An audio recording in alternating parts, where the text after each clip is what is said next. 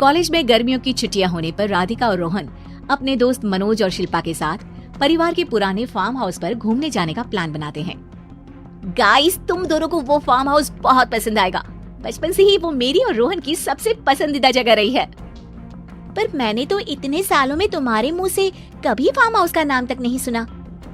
बचपन में farm house जाते थे, लेकिन फिर अचानक सबने वहाँ जाना बंद कर दिया और वजह कभी किसी ने बताई नहीं। पर अब हम चारों मिलकर वहाँ धमाल करेंगे।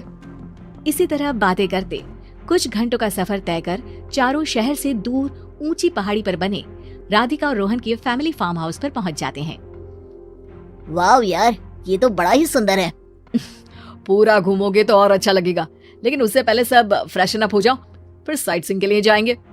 राधिका और रोहन अपने अपने कमरे में चले जाते हैं, लेकिन मनोज और शिल्पा घर में घूमने लगते हैं, जहां शिल्पा की टक्कर हॉल के बीचों बीच रखी एक पुरानी लकड़ी की कुर्सी से होती है।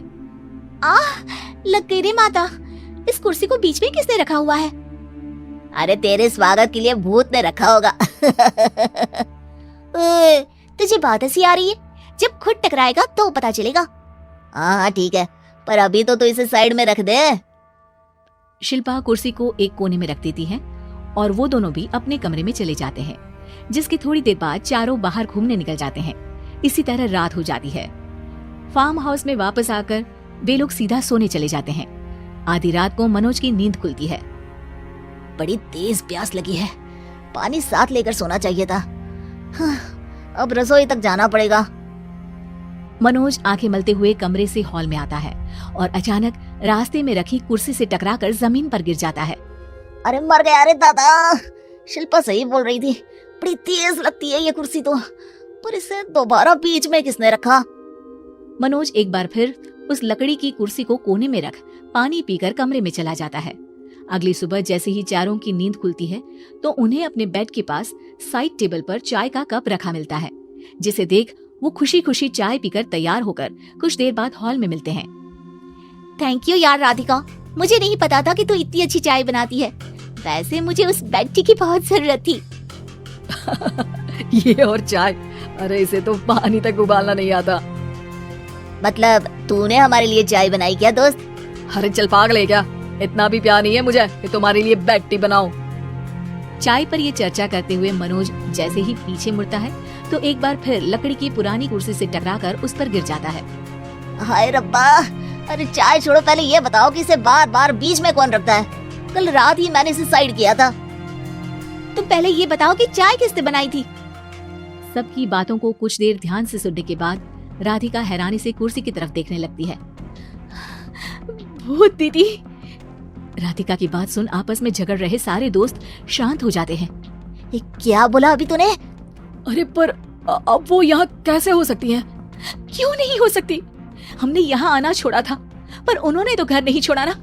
और याद करो, ऐसे बेड के पास कप रखना और कुर्सी को कमरे के बीच में रखना, ये सब वही तो करती थी।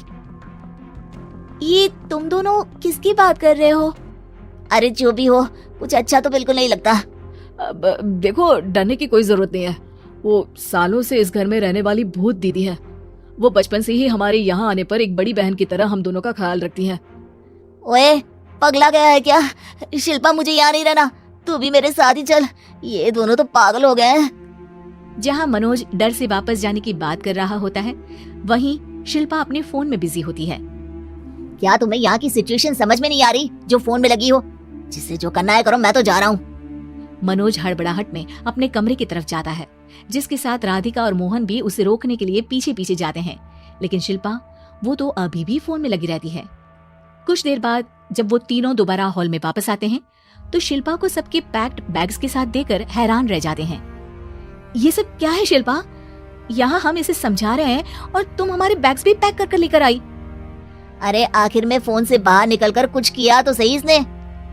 दोस्तों देखो, कल से हम यहाँ हैं। भूत दीदी ने कुछ किया नहीं ना? फिर डर क्यों रहे हो? 4 दिन और रुकोगे तो पता चलेगा कि क्या होगा। मतलब? इस पर शिल्पा उन तीनों को फार्म हाउस से बाहर लाकर फोन में पुरानी न्यूज का आर्टिकल दिखाती है।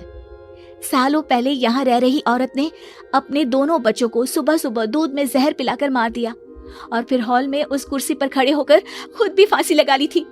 तुम्हारी बातों से मुझे इस केस की याद आ गई। गूगल किया तो पता चला कि ये वही फार्म हाउस है। अभी भी यहाँ रहना चाहते हो, जिससे कुछ दिनों में वो सबको थोड़ा थोड़ा जहर देकर मार दे। अरे पर ये दोनों तो बचपन से यहाँ आ रहे हैं, फिर इन्हें अभी तक कुछ क्यों नहीं हुआ? वो तो पापा बताते हैं कि हम आते थे। हाँ, और मुझे भी एक बार का ही याद है।